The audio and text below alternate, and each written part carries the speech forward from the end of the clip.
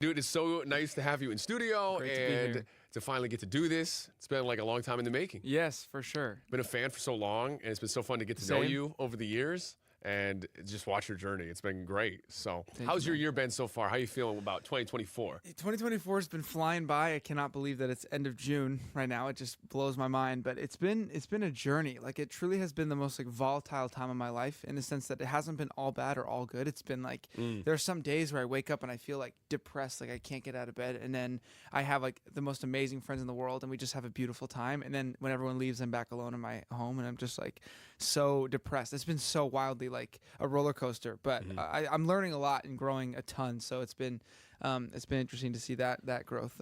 TT over here has seen it all. So TT. Shout out to TT. So, are you like a introvert or like extrovert for the most part? I am so an introvert. Like Yeah. I have pockets of being an extrovert. Like, and whenever I'm like on stage, it's funny because anyone who sees me on tour, like I'll go from being completely reserved and quiet and just in my own zone to like this whole other animal comes out. I go on stage and I'm like this crazy thing, and then I get backstage again and I'm just kind of like very mellow and to myself. So Yeah. I would say I'm mostly an introvert, even though the public probably sees extrovert. I feel like it's way more common than we realize because, like, Yeah. I feel that totally. Like, whether it is people who are like, from your TikTok, you look like you would be like that all the time. Or on Totally. the radio show, it's like, no, I need a decompression time, right? To come down Yes. and just like, I don't know, recharge. Yeah, You know? for sure. But you kicked off a morning routine and you're feeling good. Yeah. What does that consist of? Like, what's your morning routine look like? And Yeah, it's right now I'm trying to get up at 7, which sounds like not that crazy, but Yeah, no, like, it- I used to get up at 5, so that's, but anyways, I'll do 15 minutes of meditation, 15 minutes of reading, typically like a psalm or something. And then I do 10 minutes of the Wim Hof breathing method. Have you ever done that? no, let's Bro, try it. It'll change your well, we can't do it here. It takes Oh. 10 minutes, but Yes, I mean, we full could. interview. We could, yeah. We guide people through a breathing Oh, and gotcha. meditation. No, but it's basically it's 30 rounds of huge breaths, and then you exhale and hold your breath for a minute. And which seems hard, but it's actually not at all. And you literally feel like, can I say that you feel like you're high? Yeah. Like you literally feel insane, but it's completely natural. Oh, wow. And then I do 5 minutes of walking the little guy, Woody, and Yeah. gratitude out loud, just sort of, pondering the things I'm grateful for. And then I do like a little journal. Have you heard of The Artist's Way? Mm-hmm. Yeah. She does that morning pages where it's Oh, just yeah. 3 pages of just like vomiting, which helps me so much. And by the end of that like 90-minute routine, I feel like Superman, bro. I'm like on a whole Wow. different level. I feel so clear, so sharp. And then any like stresses that come up throughout the day just kind of, they don't knock me over as much. So Yeah, it's a game productive changer. 90 minutes. When you Yeah. explain that, I'm like, dang, this dude's doing this for 2 hours. yeah. But that's amazing. good. I love that. And you've been on the bowl. I've been watching your stuff, man. You're over at Saddle Ranch. You're pretty good at that. I was pretty terrible, actually. I No. did not last very long at all. Well, you were but TikToking during it, so it's kind of hard, Right, yeah. to stay on the bowl there. my legs were in a lot of pain Oh, after I got off of no. that. I was like actually in so much more pain than I anticipated. And it was actually kind of embarrassing because everyone was like laughing at me and like, it's fine because, I'm doing it, Yeah, it's for the bit. for the bit. But it was weirdly like kind of embarrassing to just have like 50 strangers just like cackling at you. Yeah. Falling off What a weekday bowl. was that? Was it a weekday It or was weekend? A Wednesday? Yeah, so that's a tough crowd. Yeah, It's yeah. like 50, 60-year-olds. Totally. Well, and also someone like asked for a photo like right before I went up, and I wasn't in the suit yet. Oh. They like asked for a photo. I was like, I'm about to be on the bowl in a disco suit, so stay tuned for that. And It's like a show. Yeah. It's part of the attraction. That's great. But it's all for the song, obviously. Yes. And it's so good to have new music from you out. Like, how you feeling about this work you're putting out right now? Dude, I seriously could not be more excited for this album and just the music. I had a moment when we were finishing up the album where I kind of was like, even though it's taken me like 4 or 5 years to do this album, I was like, it's actually been so worth the wait because I went through so many seasons of trying to find my sound and figure it out and work with different people. And I've worked with a lot of wonderful people, but I kind of landed with Jeremy Hatcher and Tommy English, who Jeremy did the last 2 Harry Styles albums. Tommy worked with Borns and did a lot of their stuff. Electric Love, which is like one of my favorite songs ever. And so we kind of found this sort of dynamic trio, I guess. And it's just been a beautiful journey to, really define the sound. And I feel like what's cool about the album is like each song kind of has a different genre and goes in a different lane. It's not all the same same beat. It's like it's all not beat. It's not all the I know same what you mean. lane. Yeah, Or theme. Yeah, maybe. exactly. But what is also cool is while there are all these different lanes, it does follow a storyline, and you know it accidentally did that. Like I kind of put them all together and realized like each song is following this thread, and so it tells a whole complete story while each song being unique. So Wow, couldn't be more excited. that's awesome. Yeah. I love that too. I just albums in general, like they're underappreciated now with at least the Totally. storytelling. But people like Billie Eilish who like Right. say, no, it is an album. You got to listen to it like this. Is that kind of how it's set up for you? 100%. Listen yeah, to it all the yeah. way. I hope people listen start to finish, and I hope if anyone's like knows who I am but maybe hasn't listened to music, if they're gonna listen to anything, I just hope it's this album, you know. So Right. yeah, I'm Amazing. excited. So when you find that group, like your people, how big of a difference is it like for your creative process? Bro, literally it's like night and day, because I feel like before I was taking music so serious, and I had coffee with a friend the other day. I was like, it's deep, but it doesn't have to be serious. You know, like you're allowed to, you know, go to the depths, but don't take it so seriously. And we sort of just like hung out for 95% of the time, and then 5% of the time was making music. And the best music I've ever made came from just like, we just nonstop are making jokes. We'll be in the middle of cutting a vocal and we're just like goofing around for like an hour, and then we're like, maybe we should get back to actually working, you know. I feel like that's where like the best stuff comes from. So it's just a completely different creative process, and really just taught me like, we're making music here, you know, you should have fun, you know. And some days it is deep and serious or whatever, but it's like we're mostly just like making music. So just chill and have a good time, and then the music will follow. So It's amazing. Pretty Well, cool. July 26th, it's officially here. Yes. Right?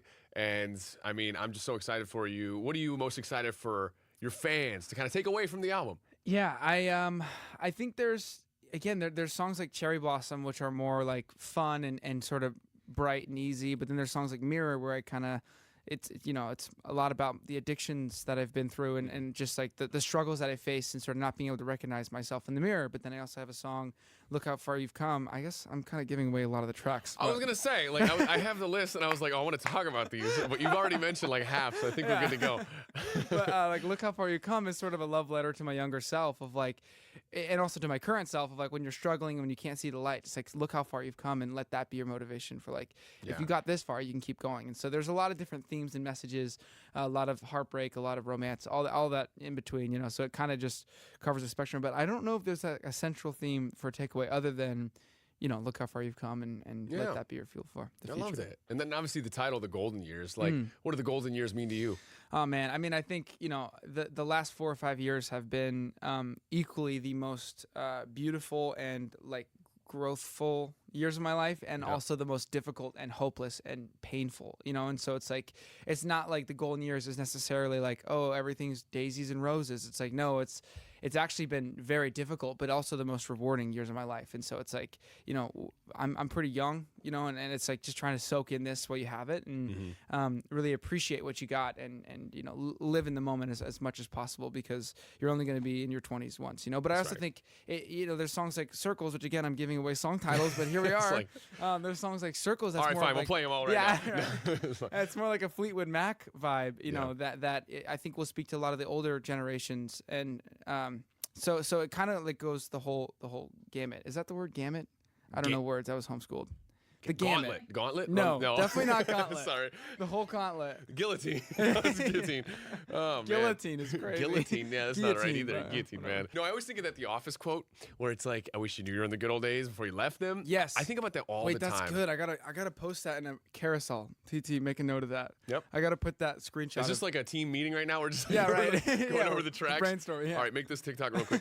But you know, it's so true, because like every time that it feels tough and hard and all that, and then you look back in like a year or two, you're like, that was actually so nice and so fun and unique experience. So it's all about having that perspective, right? 100%. Yeah. And I think we also live in like such a time of very much like go, go, go, and it's the next thing, and we're always either numbing out on social media, or we're looking for the next biggest thing, and we are always chasing, instead of just like, you know, yes, you want to pursue things and you want to grow and you want all that stuff, but also realizing like, this is the golden years. Like, this is it, you know? You're going to look back and you're 90 and be like, dang, I'd give anything to go back and be. Damn, my screen time was 8 hours a day. Dude, for real. It's like, you know, man. like, this is your life. Like, you're missing it, you know? And I think I need that reminder all the time. Let's go outside, man. Why are we doing Yeah, this? yeah. Let's go This roll has been around in great. the grass. Come on, buddy. What is the oh gosh, what was I gonna say? Something about no, I lost it. Man, I'm just all motivated now by this. Thinking of like motivational quotes and always good to ponder those. Yeah, always good to find. Well, since you've given so much stuff about the album out, can we talk about? You only have one feature.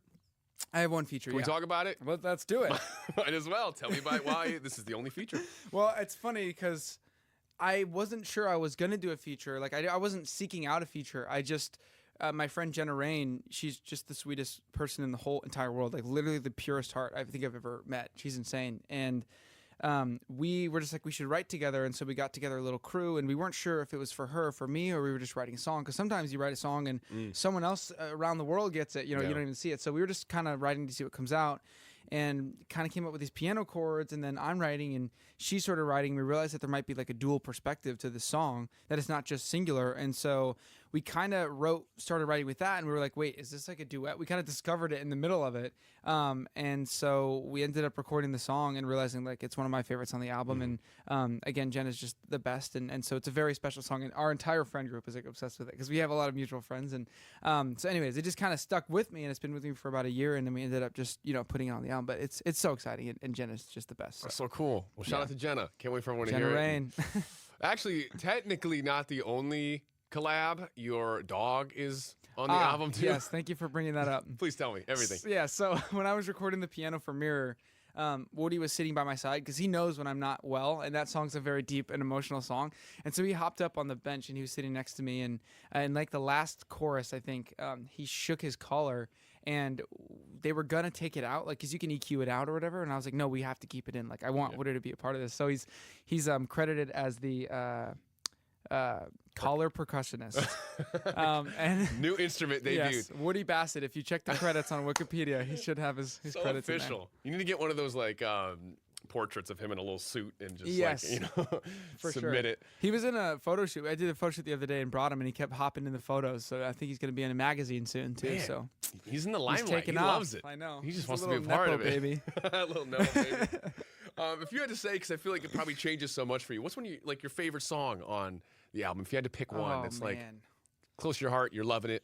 I know it can change at any time. It literally changes every day. Like there's times when like I can't stand certain songs, and then there's times where I'm like, wait, this is actually my favorite. I mean, I think first of all, when is this interview coming out? Just so I know. Gosh, tomorrow. Like, no, tomorrow. I'm joking. Is it going to come out? Whenever you want. Whenever Well, you I just don't know when, if the track list will be announced yet, but I think we're going to announce it on Monday. Okay, so. it'll be after Monday. Okay, well then great. But so I'll say like this song, Little Rita, I wrote for my friend Rita, whose house burned down. And I was in the studio that day, and I was like in between calls with her, just like trying to, you know, comfort her. And I was like, what words could I possibly say? Like, how could I help you? Like, what do you tell someone whose childhood home just burned to the ground? Like, it's just very hard to help them in any way. You can't really give them much. And so I literally just wrote this song, and it was probably the quickest song I've ever written, like less than 10 minutes, just like vomited out this song. And I was able to just tell the story of it happening. And sort of the whole theme is like, I know this, you know, the chorus is, I know this life isn't easy, but you know that I'll be right here. You know that love's all you need, dear, and someone who can dry your tears. And it's like, I know your house burned down, but everything's going to be all right, you know? And so that song is just a good anthem for me. And I just come back to that song a lot. But it's definitely, I think, an underdog of a song, because like people don't kind of look past it, but it's one of my favorites and one of the ones that's special to me. So, but yeah, I can't pick, bro. Like, it changed everything. Circles, I come back to that. I'm like, damn, I used to hate that song when I first made it. Wow. I thought it was so dumb, and my team was like, no, you have to listen to this, and I came around to it. I'm like, shoot, like there actually is something cool to this. So I really couldn't pick a favorite. Sorry. Wow. No, all good, all good. And when you think about, I mean, I'm thinking about how long it's take to, like, you know, build this album, 4 to 5 years, like you mentioned. Do you do a lot of tweaking? Like, are you still tweaking? Is All it I done? do is tweak. It's funny, even like yesterday, so, you know, last night my song Dancing with Tears in My Eyes came out when this was recorded. It was last night. And I was listening to it on the speakers, and I was like, shoot, the bass in the verses isn't loud enough. That's what would drive me nuts. Dude, I'm telling you, I can't do it. I literally forever, I'm like, but my A&R always says, he's like, that's a good sign of an artist. That means you're growing. That means you're constantly, your ear is evolving, and you're able to like always want to make it better, and that's just the process. So I'm trying to like just let go of that. But there's definitely always that tweaking, you know, and like the first song on the album I wrote 4 years ago. The last song on the album I wrote 4 years ago, and then everything else was kind of in between that. And so that song, the Biting My Tongue, the first track, is I've carried with me for years, and it just hasn't been right. And they wanted to put out Cherry Blossom 4 years ago, and it just didn't feel right to me, and so I just had to make sure that it was right. So yeah, it's definitely a constant tweak. But again, it's cool finding these producers, because I feel like the gap between what I hear and what I create is just like it's completely reduced now. Whereas before, there's always that gap between like, oh, I picture this in my mind, but it doesn't really feel like it's coming out like that. I finally feel like that gap is pretty much closed. So it's pretty cool. We always hear artists talk about that, like when to let a song go or when to know it's done and move on, but everyone's answers are different. When do you know it's done? You don't. I mean, my old A&R, Nate Albert, shout out to Nate. I love Nate. He signed me. He always talks about how sometimes you need a deadline. Like sometimes if you don't have a deadline, you're just never going to do it. And like tell me about it, man. I'm in the bed scrolling. Dude, exactly. Yeah, that's like, the Beatles talk about, Paul McCartney was saying like, because they had such a crazy schedule, that's why the music was so good, because they didn't have time to overthink it. They just had to do it. They had 2 weeks to create an album, and they would create Sgt. Pepper, in 2 weeks, because there wasn't all this tinkering and all this stuff. It was just like, go with what feels right. Obviously you got to work to make it good, but like, don't overthink it. And so I'm trying to get into that space now where like, hopefully the next album doesn't take 4 or 5 years. Hopefully I'll be able to just like be more able to trust my gut and everything. And so sometimes I think having too much time actually drives you insane. So I think the answer is just have deadlines. Yeah. It's like leave the collar in every collar. There's a collar in every song. Exactly. He's now an executive producer. The mixer actually took out the collar when we sent it off to mix, and we like had to call. We're like, dude, put that back right now, like that. Go back. He's barking uncontrollably right now. He knows that you took that out. He's pissed. Oh, that's awesome. So is music, obviously it's a huge part and a huge moment for you to have this album finally coming out and the tour. I mean, congrats on the announcement for that. Thank you. Gosh, what are you looking forward to most for the tour? Yeah, I mean, I think it's just the most immediate way to like bring joy and just to celebrate with people, and it's such a connection, like when people know my lyrics better than me, that's always like shocking to me. People bring collars. I'm just waiting for it. Right. Collars and cowboy hats, I think we're going to see a lot of this time. But yeah, again, it's just like to unite with people and just share in love and be able to speak life over people and just bring joy and I don't know. It's just my favorite thing in the whole freaking world. So I'm very excited to get back out there and Music's such a strong focus. Obviously, is acting in like your back of your brain? Are you doing anything else? It's right definitely now? happening. Yeah, there's a lot of stuff sort of cooking, and my fans are gonna roll their eyes because I always say that That's there's stuff cooking. Yeah, but we're used to it. I see you're staring at me. There's been a lot of times where like there's a project that comes up that I just don't feel right about spiritually, and my team's like, this is a great thing, and I'm like, but I don't feel right about it for XYZ reasons. And so there's been a couple things that I've been like passing on and trying to figure out. I don't even know why I'm saying this in the interview. Maybe we should cut this out. No, it's but good. But my point is like, I think I care very much about where I spend my time because there's so many different things I'm trying to do. So for me, it's not about like, do I want to act? It's about when the right project sort of shows up. Like, will I lean in? So I think there's something I'm working on right now that I can't say anything about, but very, very, very, very, very excited about that. We already talked about the whole track list. You might as well just keep it rolling. Yeah. Just like, bleep it out. No, I'm happy for you. And it's so great to have that mindset, obviously, because you don't want to just say yes to everything and then it means nothing, Totally. And then I'm just checking on all the bases with you because it's, Please. we love getting updates. I loved how, you opened up a little bit about your faith more in that time kind of off. What was the decision there? And just like, how's that journey been? Yeah, for sure. I mean, it's been, some people think I lost my mind. Some people think I was brainwashed. Some people think that, a lot of different things. And I get that because when it comes to like Jesus, I was so against that. And I thought everyone who followed him was crazy and wrong and whatnot. And then I had like literal personal encounters with Jesus, like insane, life-changing stuff that like the peace that I was looking for. I was reading all these books and trying to find like that answer to life and why are we here and looking for that love. And every single time I felt like I was getting progress, but I was actually reaching a dead end, and I was even more and more depressed and more addicted, and I fell into these like holes, and I just wasn't feeling that peace until I literally had the most insane encounter with Jesus ever. And then I finally felt the peace that I was always looking for. And so it wasn't like somebody told me, about God and I just fell into the belief because I was convinced. I had to know for myself, and God showed himself to me, and I literally experienced his peace. And so that has just radically changed everything. And are you a man of faith or? Okay. I figured. That's why you brought it up. Yeah. Because Actually, no. yeah, we get into a whole debate. Yeah.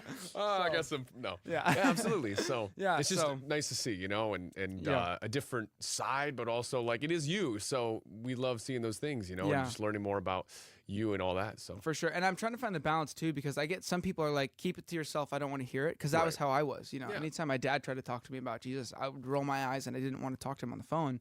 So I get that. But it's also kind of like when you find peace and happiness and you find like what you truly believe is the answer to so much, it's hard to keep that to yourself and not want to share that with people. And so I'm trying to find the balance of like sharing my faith in a way that people don't feel like is attacking them or is trying to tell them that they're wrong, but more inviting them into the love that I've experienced through God, and so that's what I'm trying to navigate right now is like, how do I just love people well and point to. And it's just being an example, right? Like, because people will just gravitate towards you anyways and become genuinely curious about like, well, wow, what makes you so happy, or how are you so, Totally. at peace? And then you kind of get to bridge that gap, at least in your eyes. So 100%. What's your For You page look like? I'm so curious what you're man. scrolling and what you're being served. Dude, lately it's been like, I feel like my algorithm is like showing me videos with like 0 likes. Like I'm getting dude, what is that anyone about? else? Like Totally, me too. I'm like, that's interesting. I don't know what's going on. I feel like the algorithm every now and again they do weird stuff with that, but it's all over the place, bro. I mean, I honestly want to find out how to diversify my For You page, because I feel like there's no way to like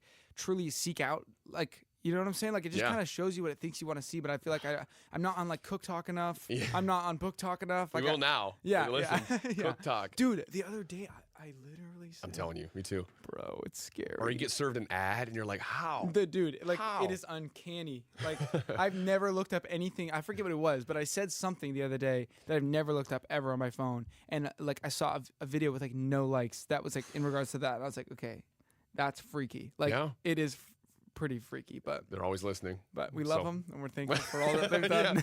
Glad you're not banned. Yeah. I'm sure you'll get some cooking videos right when we wrap up. You know what I love? I'm trying to like include some games here while we're here. Have you seen the word association thing on TikTok where we both say a word and then it's our job to say a word that is related to both, but it's the same word? At the same time. Yeah. So like if I said Coca-Cola and you were like whale, and then we're like, okay, how do we find the word? And we're like, ocean. I don't know. If that makes no sense. Ocean, perfect. No, I get it. I just thought that example was amazing. So this has gone terribly every last time. No, let's try it. Let's make it good. Think of a word. Think of a word, any random word. Let's do, I'm ready. Okay. 3, 2, 1. Bunny. Volleyball. Bunny and volleyball. What would it be? What would that possibly be? Come on. Bunny. What does a bunny do? Oh, yeah. Okay, here we go. Yeah. 3, 2, 1. Jump. Let's go. That's the show, everybody. How about we rhyme a word until we can't anymore? Okay. You're so funny. Throw me a word. Why don't we rhyme until we can't anymore? Yeah. Let's just start diss track rapping. Bar. Can we get a beatbox? Yeah. Bar. Mars. Far.